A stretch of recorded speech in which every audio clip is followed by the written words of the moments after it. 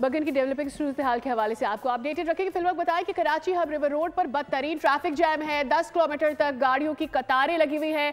हजारों शहरी फंसे हुए हैं। वीआईपीज के सफर के बाइस हैवी ट्रैफिक को रोका गया है और शेरशाह से लियारी एक्सप्रेसवे तक गाड़ियां फंसी हुई है। ये फुटेज आप अपनी टेलीविजन स्क्रीन पर देख सकते हैं कि शेरशाह इंडस्ट्रियल एरिया से लेकर साइट एरिया से लेकर अगर लियारी तक जो एक्सप्रेसवे है वहां तक ट्रकों की एक लंबी कतार लगी हुई है और ऐसे में वीआईपी मूवमेंट हो रही थी, जिसकी वजह से आगे का जो रास्ता है जो खारादर की जानब जाता है या फिर जो पोर्ट कासिम की जानब जाता है उसको बंद कर रखा है। और उसको बंद करने की वजह से ये जो पूरा लियारी का रास्ता है ये बंद हो चुका है। एक लंबी कतार यहाँ लगी हुई है ट्रक्स की। और आपको बताते चले कि इंडस्ट्रियल एरिया होने की वजह से यहाँ पर बड़ी और हैवी ट्रैफिक ज़्यादा होती है और ऐसे में ट्रैफिक जैम हो जाना या उसका फंस जाना का मतलब यह है कि यहाँ घंटों आप ट्रैफिक क्लियर नहीं करा सकते हैं। और यही सूरत हाल इस वक्त नजर आ रही है शेरशाह से लेकर लियारी एक्सप्रेसवे तक। खुरम गुलजार हमारे नुमाइंदे मौजूद है, डिटेल्स देंगे।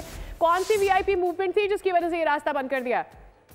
देखें, ये हब रिवर रोड है और ये शारा से जो लियारी एक्सप्रेसवे की जानिब जाने वाली गाड़ियां हैं, शेरशाह की जानिब जाने वाली गाड़ियां हैं, उसमें हैवी ट्रैफिक है जिसको रोक दिया गया है। माड़ीपुर रोड की जानिब जाने की वजह से बदतरीन ट्रैफिक जाम है। तकरीबन 5 से 6 किलोमीटर तक की तवील हम देख रहे हैं कि कतारें यहाँ लग गई हैं, जिसमें छोटी बड़ी गाड़ियां भी जो है वो फंस गई हैं। काफ़ी लंबी कतार है जिसकी वजह से हैवी ट्रैफिक रुका है और बड़ी गाड़ियां यहाँ पर फंस गई हैं। बदतरीन ट्रैफिक जाम है। जबकि अगर बात करें हम हब रिवर रोड से हब की जानिब जाने वाली शारा जो है वो इस टाइम खुली हुई है और रॉन्ग वे जो है वो हम देख रहे हैं कि छोटी गाड़ियों वाले और मोटरसाइकिल वाले जो हजरात हैं वो इस पर सफ़र कर रहे हैं। पुलिस का बताना है कि ये वीआईपी मोमेंट है जिसकी वजह से माड़ीपुर और शेरशाह की जानिब जाने वाली गाड़ियां हैं उन्हें रोका गया है, हैवी ट्रैफिक को रोका गया है। गुलजार, इसकी डिटेल्स आपने हमारे साथ शेयर की।